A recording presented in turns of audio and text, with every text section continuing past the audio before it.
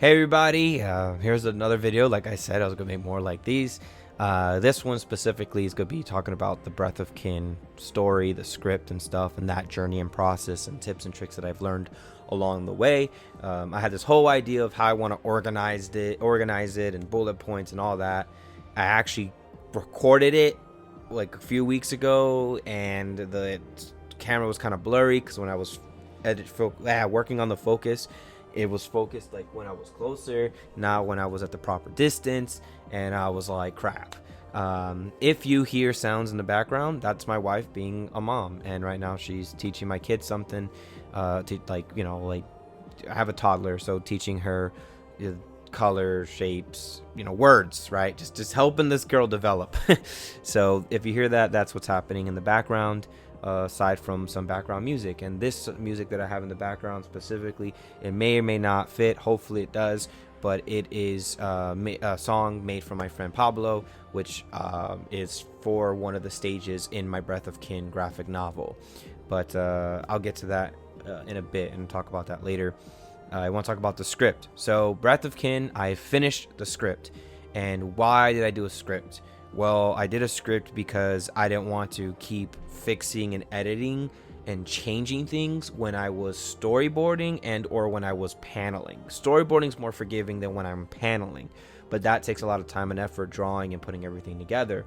Versus when I have a script, I can create a good flow and just be descriptive on like what is going on, like paragraphs and stuff like that, what's happening, and I don't have to have everything figured out to the T, just more conceptually what is happening, what's going on. And then from there, I can make changes and revise, and I can really work on that on here on my device. And I have notes on here where I went ahead and I was doing that, where I was writing out scripts, right before, like I'm in bed at night, staying up late, typing up these stories, or I'm using the restroom throughout my day, or, I'm, being a passenger princess or something, and I'm just going ahead and just working on the script, and then I can email it to myself, and then after emailing it to myself, brought it over to my laptop in my Word document, and I was able to put it together, saving that document every single chance I had, emailing it to myself, updated versions, things like that.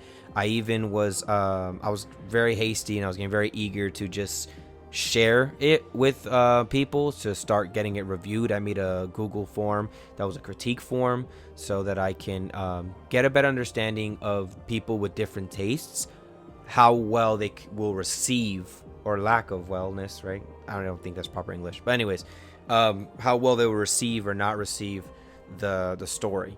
And it's gonna be difficult because it's script, it's written format, and this is meant to be through a visual medium, and I want to take advantage of the comic visual medium. Like I have mangas, I have my comics and stuff like up there, and like there's like a bookshelf like right behind me.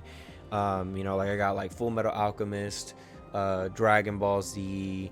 I have some just what's it called, Spider-Man 2099 comics and the sort. Recently, one of my good friends who's also a supporting patron, he got me a new Superman comic, which I'm really excited to continue reading. I started it and it starts off very strong.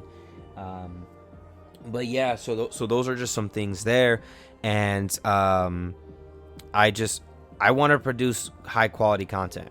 I really do. And as a Christian, there's a lot of poor creative content, but there's some really good ones too. I feel like creatively Christians have been doing really well on the graphic design side of the art creative world. But when it comes to some other stuff, they're kind of struggling. I think in more recent, they've gotten better when it comes to film and shows like that stuff. So that's really dope. It's really cool to see. And there comes my wife and my kid. Hello, Abriella. I'm recording. So sorry. Don't trip over that. I didn't know you were recording. Hey, Abriella.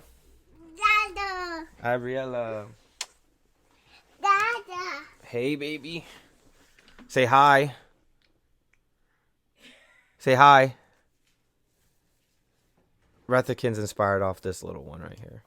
Well, can we have waited till she was dressed a bit? Well, I'm covering her. She's covered. Dada. Yes, love you.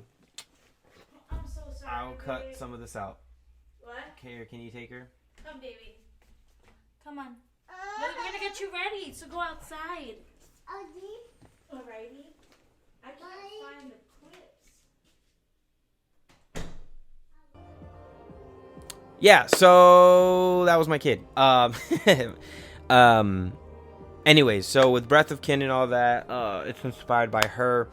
And so it was really interesting writing her character because she's a toddler. And I started writing this before she was even born. So I was trying to go off of making her look like both my wife and I, visually, trying to find that middle ground. And then when Ariella was born, and then I found out she had brown hair and all these other things, and she kind of got my eyes and not her mom's beautiful eyes, I just pivoted a bit there, here and there, with her design. And as her personality comes through, I was trying to implement that in the story as well. And what's been pretty fun and pretty neat as well is that when people were reviewing Breath of Kin and that know my child, they were like, I can see Ariella saying that, or they'll say, I can see her doing, like, that's something she would do, which was really cool that I was able to reflect that. And then I've yet to got anyone specifically mentioning her characteristics being similar to me or my wife just yet. But the character, her father figures, also inspired by me. They can see how, like, yeah, like, that's you. Like, one of my friends said is like, that's you, dog. Like, that's literally you. And even this concept art that I did recently, like, I used my side profile when it came to, like, I don't know, I'm trying to like do this thing, but like when it came to designing the character. Yeah, it's somewhat my ideal self, who I strive to be, and stuff like that. And it's an anime-fi version of me, because I do martial arts, I do know self-defense, things of that nature. So it's been a fun ride creating this story. But when it comes to the script, I'm really glad that I've made this script, and it feels awesome to say I've completed it and it's fully revised. I was like writing it, start over, revise, and I kept doing that. Like, it was like, whoop, went to the beginning, reread, revised, got here, did a little section, then came all the way back to do it all again, because I just wanted to keep cleaning it up and polishing it and make sure there was no plot holes. And as I was writing the story, more background content and information and world building was being formed, so I went back to insert little things to make sure that it flowed and stuff wasn't just thrown on you. And then it was just more of like showing a little bit more, like if I would scoot the camera over, you'll see what's here. And so it's just more of doing that, where you kind of like were able to see a little bit more of the world, the characters, the interactions, what that is, what that looks like. So that was a plan, and so far it seems to be going really well. Still waiting for people to get back at me with the reviews for the story. It's interesting because when doing the storyboarding process and the comic, the paneling, some of those scenes that I kind of like just chill out a little bit, where you kind of like absorb the information, I have to like visually I was seeing like all these different shots, but the shots were like a second here, a second there, but I didn't want like 5 pages of just like, here are these shots. So I had to like cut back a little bit on what I show, but it's still the same vibe of, here's nature shots, here's this, here's that, for what it is. But it was a long, grueling process with the script.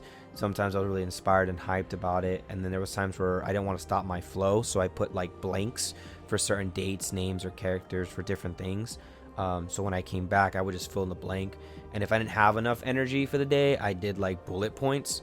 So like when I had someone of the idea, like I'm typing, I'm like, I don't really know this part out, I would put bullet points of generally what I wanted to hit, and then I would just continue writing, and then I would go back and flesh out those bullet points and make it so much more. And it was a fun process. And the next story that I have is actually a story that I started before it that got stuck on my old computer, and that's why I mentioned earlier I've been saving the crap out of this, me emailing it to myself, just saving it to the cloud, so I have multiple copies of it and the final version of it. See, the problem is that as I was storyboarding my other story, I started changing things almost thematically as well. Like I went deeper on the psychological stuff, and I was really hyped about it, but I forgot to like back it up or email it to myself. But I have a good friend who's also a fellow patron who also helped me with this PC. Shout out to Frank. and that he is helping me get my my hard drive out of that computer. It's like a Microsoft Surface laptop, so then I can add it onto here and stuff. But yeah, so that's that. Don't want to make these too long, and I'll share more information about everything else later. Hopefully you enjoyed the music. Hopefully you enjoyed the little interruption. Again, that's my present reality. That's how it is, and that's okay. And hopefully you enjoyed this video. Love you all. Take it easy. Thank you, my fellow patrons. And Godspeed, everybody.